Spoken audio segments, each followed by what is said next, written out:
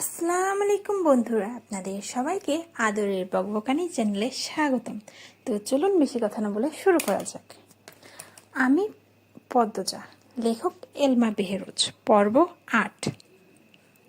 আলো ফোটার পূর্বে নিদ্রা ত্যাগ করে 4 মা মেয়ে একসাথে নামাজ পড়ল। এরপর বারান্দায় শীতল পাটি বিছিয়ে 3 বোন পড়তে বসল। রাতভর ঝমঝম করে বৃষ্টি হয়েছে। বর্ষা স্নানে স্নিগ্ধ প্রকৃতি, মায়াবী সকাল। এমন সকালে কেউ ঘুমাতে যায়, আবার কেউ বা বই পড়তে পছন্দ করে, অথবা পছন্দের অন্য যে কোনো কাজ করে। পূর্ণার ঘুমাতে ইচ্ছে করছে, পড়া একদম সহ্য হচ্ছে না। পড়া থেকে উঠেই সে মনোবাসনা পূর্ণ করতে বিছানায় গা এলিয়ে দিল, সাথে সাথে ঘুমে হারালো। পদ্মজা অনেক ডাকলো, উঠল না।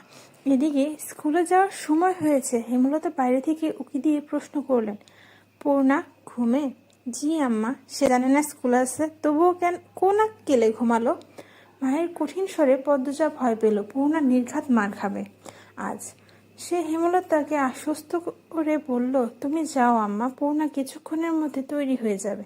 হেমলতা জানেন পূর্ণা এত সহজে ঘুম থেকে উঠবে না। অহরহ এমন হয়ে আসছে, যতই আদর করে ডাকা হোক না কেন। বৃষ্টিমাখা সকালে তার ঘুম ছুটানো যায় না। পাশের কুঞ্জি পূর্ণা খুব ভয় পায়। কুঞ্জের বাড়ি না খাওয়া অবধি ঘুম পূর্ণাকে কিছুতেই ছাড়বে না। এ যেন ভূত ছাড়ানোর মতো। হেমলতা পাশের কুঞ্চি আনতে যান। এদিকে পদ্মজা ডেকেই যাচ্ছে, পূর্ণা উঠ, মার খাওয়ার আগে উঠ। এই পূর্ণা, পূর্ণা রে, পূর্ণা উঠ। পূর্ণা পিটপিট করে চোখ খুলে আবার ঘুমিয়ে যাচ্ছে। প্রেমা এই ব্যাপারটা খুব উপভোগ করে। একটা মানুষ এত ডাকাডাকিতেও কি করে না জেগে থাকতে পারে। সে নিষ্কম্প স্থির চোখে তাকিয়ে আছে বড় দুবোনের দিকে। হেমলতা হাতে বাঁশের কঞ্চি নিয়ে ঘরে ঢুকেন। তা দেখে পদ্মজা পূর্ণাকে জোরে চিমটি দেয়। পূর্ণা মুখে বিরক্তিকর আওয়াজ তুলে আবার ঘুমে তলিয়ে যায়। তুই সর পদ্ম, ও মারের যোগ্য, পিটিয়ে ওর ঘুম ছাড়াতে হবে।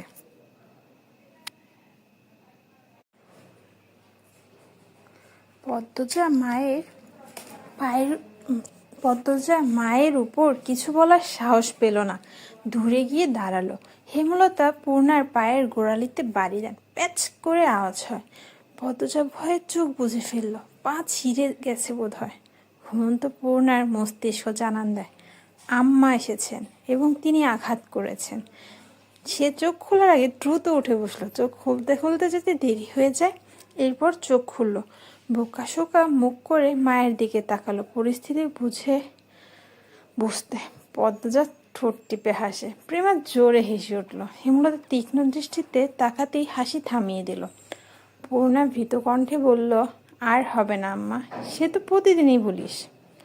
পূর্ণা ভীতু কণ্ঠে বলল, আর হবে না আম্মা, সে তো প্রতিদিনই বলিস। এমন সময় ঘন মেঘে আকাশ ছেয়ে গেল। পূর্ণা প্রেমা মনে মনে খুশি হলো, আজ আর স্কুলে যেতে হবে না। বাড়ি থেকে 2 ক্রোশ দূরে স্কুল, আম্মা নিশ্চয়ই যেতে না করবেন। পূর্ণা খুশি লুকিয়ে প্রশ্ন করল, আম্মা মেঘ আসবে মনে হয়, যাবো স্কুলে? মেঘ কি করলো তোকে, যাবি স্কুলে? হেমলতা চলে যেতে পূর্ণা ভ্রু কুঞ্চন করলো, থম মেরে বসে রইল। পদ্মজা তাড়া দিয়ে বলল, বসে আসিস কেন, জলদি কর, নয়তো আবার পিটানি খাবি। পূর্ণা বিরক্ত নিয়ে তৈরি হলো। 3 বোন স্কুলের দিকে রওনা দিল। বর্ষাকাল চলছে। রাতে বিরতিহীনভাবে বৃষ্টি হয়েছে। রাস্তায় প্রচুর কাদা জমেছে, পথ চলা কষ্টকর। 3 বোন হাতে জুতা নিয়ে পা টিপে হাঁটছে। পিছলে পড়ে বই খাতা নষ্ট করার ভয় কাজ করছে মনে। অর্ধেক পথ যেতে না যেতে আকাশ ভেঙে বৃষ্টি নামলো। পদ্মজা পথের পাশ থেকে বড় কচু পাতা ছিঁড়ে নিল 3টা। 3 বোন কচু পাতা মাথা আড়াল করলো, কিন্তু দেহ বই খাতা আড়াল করা গেল না। ভিজে একাকার হয়ে যাচ্ছে। বোন না বিরক্ত প্রকাশ করলো, ধ্যাত, ভিজে স্কুলে গিয়ে লাভ কি আপা? দেখো পায়জামা হাঁটু অব্দি কাদা, আর বৃষ্টির পানি দিয়ে কি হয়েছে? পদ্মজা চিন্তিত ভঙ্গিতে বলল, বুঝতে পারছি না কি করব, স্কুলে যাব নাকি বাড়িতে ফিরবো। আপা বাড়িতে যাই, বলল প্রেমা। পদ্মজা ভাবলো। এরপর 2 বোন বলল, ভিজে তো কতবারই গেলাম, আজও যাই, সমস্যা কি? অগত্যা স্কুলেই যেতে হলো। স্কুল ছুটির আগেও বৃষ্টি পুরোপুরি থামেনি। তখন গুড়ি গুড়ি বৃষ্টি পড়ছিল। বৃষ্টিতে ভিজে ভিজেই বাড়িতে ফেরার পথ ধরল দুই বোন। প্রেমার 1 ঘন্টা আগে ছুটি হয়েছে। পদ্মজা নিচে কণ্ঠে জিজ্ঞাসা করলো, আব্বা আসছিল স্কুলে? আসছিল। প্রেমারে নিয়ে গেছে? তোর সাথেও তো দেখা করলো। পদ্মজার গলাটা করুণ শোনালো। পূর্ণার মন খারাপ হয়। আব্বা কেন তার এত ভালো আপাকে ভালোবাসেন না? পূর্ণা, পড়ে যাবি, সাবধানে হাঁট। পদ্মজার সাবধান বাণী দিতে দিতেই পূর্ণা ধপাস করে কাদামাটিতে পড়ল। পদ্মজা আটকে উঠল। পূর্ণার পা নিমেষে ব্যথায় টনটন করে উঠল। পদ্মজা পূর্ণাকে তোলার চেষ্টা করলো। পদ্মজাকে আঁকড়ে ধরে উঠতে পারছে না পূর্ণা। কাঁদো কাঁদো হয়ে পদ্মজাকে বলল, আপা, পা ভেঙে গেছে মনে হয়, কি ব্যথা করছে। মুচকেছে বোধ হয়। ঠিক হয়ে যাবে, উঠার চেষ্টা কর, আমার গলা ধরে চেষ্টা কর। গ্রামের পথ, গুড়ি গুড়ি বৃষ্টি, পথে কেউ নেই। গৃহস্থরা ভাত ঘুম দিয়েছে সমানে। সামনে বিলে থই থই জল, তার পাশে ক্ষেত, ডান পাশে কাদামাটির পথ, পিছনে ঝোপঝাড়। পদ্মজা সাহায্য করার মতো আশেপাশে কাউকে দেখতে পেল না। পূর্ণা পা সোজা করার শক্তি পাচ্ছে না। পায়ে প্রচণ্ড ব্যথা, ঠোঁট কামড়ে কাঁদছে সে। পদ্মজা না পারছে পূর্ণাকে তুলতে, না পারছে পূর্ণার কান্না সহ্য করতে। সে মনে মনে আল্লাহর কাছে সাহায্য প্রার্থনা করছে। পদ্মজার উৎসাহে পূর্ণার মনকে শক্ত করে পায়ের পাতা মাটিতে ফেলল। সাথে সাথে শরীরে ব্যথায় বিজলি চমকালো। আপারে, পারছি না, আমার পা শেষ, মরে যাব আমি। এসব বলিস না, পায়ের ব্যথায় কেউ মরে না। আহত পা ফুলে 2 ইঞ্চি উঁচু হয়ে গেছে। তা দেখে আতঙ্কে পদ্মজার চোখ মুখ নীল হয়ে গেল। তার কান্না পাচ্ছে খুব। পদ্মজা পূর্ণার পায়ে আলতো করে চাপ দিতেই পূর্ণা চেঁচিয়ে উঠল, একটু সাবধানে হাঁটলে কি হতো। ইস, এখন কি কষ্টটা হচ্ছে। আপা, পা ব্যথা খেয়ে নিচ্ছে। পদ্মজা খুব কাছে পায়ের শব্দ পেল। চোখে চোখ তুলে ক্ষেতের দিকে তাকালো। মুহূর্তের ঠোঁটে হাসি ফুটে উঠল। সে পূর্ণাকে বলল, পূর্ণা রে, আম্মা আসছে।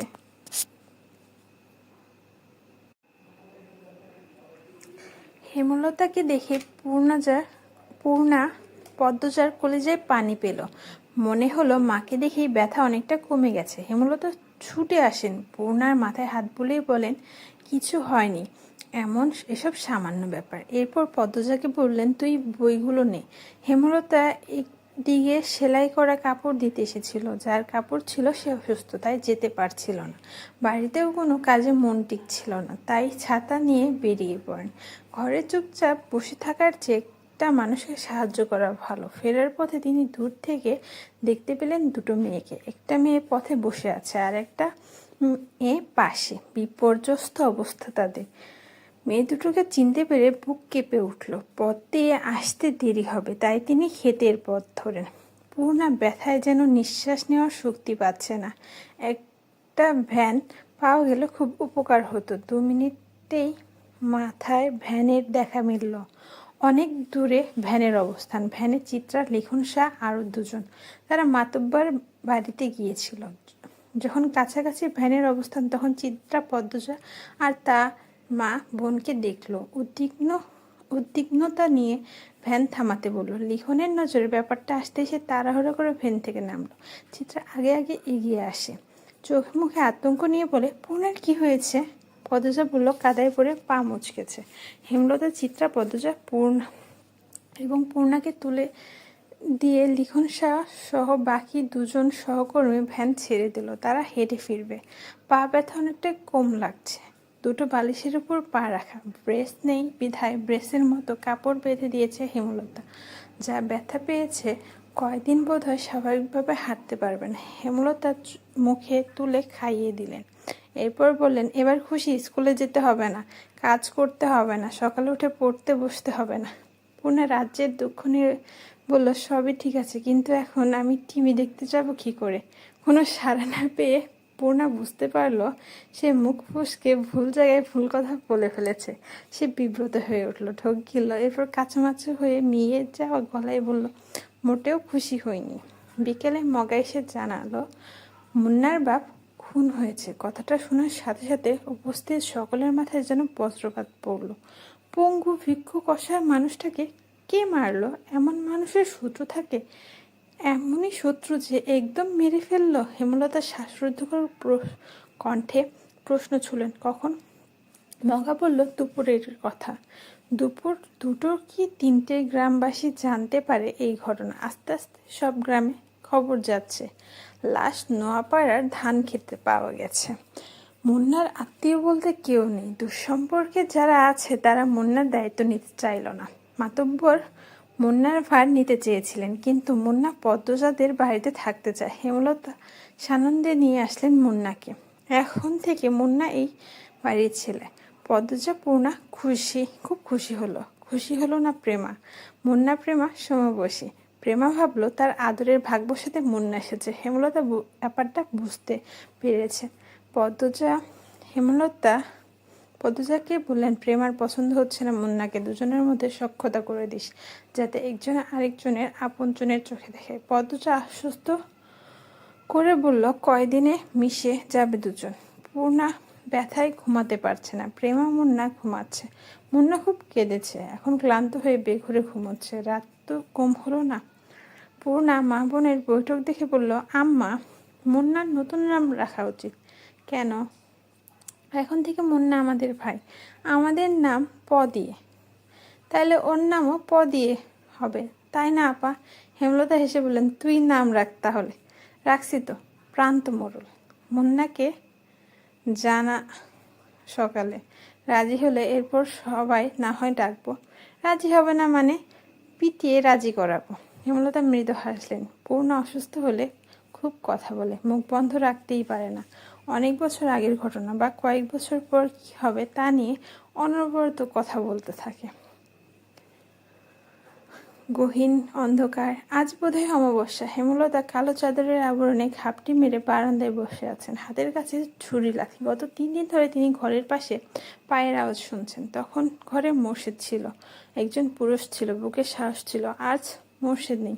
মুন্নাকে বাড়িতে আনাতে তিনি ঝগড়া করে বাড়ি ছেড়েছেন। কবে ফিরবেন ঠিক নেই। আজ কিছুতেই ঘুমানো যাবে না। হাতে নাতে সন্দেহকারীকে ধরে এই বিপদ থেকে মুক্ত হতে হবে। কিন্তু অনেকক্ষণ হলো কেউ আসছে না। চোখ বুজে আসছে হেমলতা। সারাদিন অনেক খাটুনি গেল। কান্দামাটিতে ছপ ছপ শব্দ তুলে কেউ আসছে। হেমলতা সতর্ক হয়ে ওঠেন। শক্ত হাতে লাঠি ও ছুরি ধরেন। পায়ের শব্দটা কাছে আসতে তিনি বেরিয়ে আসেন। অন্ধকারে পরিষ্কার নয় মুখ। আন্দাজে ছুঁড়ে মারেন হাতের লাঠি। লাঠিটা বেশ ভালোভাবে পড়ল সামনের জনের ওপর। পিছনের জন দৌড়ে পালালো। লোকটা আর্তনাদ করে বসে পড়ল মাটিতে। পরক্ষণে পালানোর চেষ্টা করলো, কিন্তু পারল না হেমলতার জন্য। হেমলতার দ্বিতীয় লাঠি দ্বারা আবার আঘাত করলো তার তীক্ষ্ণ দৃষ্টি স্থির। আহত ব্যক্তির আর্তচিৎকার শুনে বাড়ির ভেতর থেকে ছুটে আসে সবাই। টর্চের আলোতে চারিদিক আলোকিত হয়ে ওঠে। হেমলতা স্বাভাবিক ভঙ্গিতে দাঁড়িয়ে আছেন। তিনি যেন জানতেন এই লোকেরই আসার কথা ছিল। শুটিং দলকে তিনি আজই বের করবেন, তবেই শান্তি। পদ্মজা, প্রেমা, মুন্না বেরিয়ে আসে। পূর্ণা ঘরেই রইল। পদ্মজা ডিরেক্টর আবু জাহেদকে দেখে চমকালো। তখন কোথেকে আগমন ঘটল মোর্শেদের। তো বন্ধুরা, আজ এই পর্যন্তই। দেখা হবে পরবর্তী কোনো পর্বতে। ততদিন ভালো থাকবেন, সুস্থ থাকবেন। আল্লাহ হাফেজ।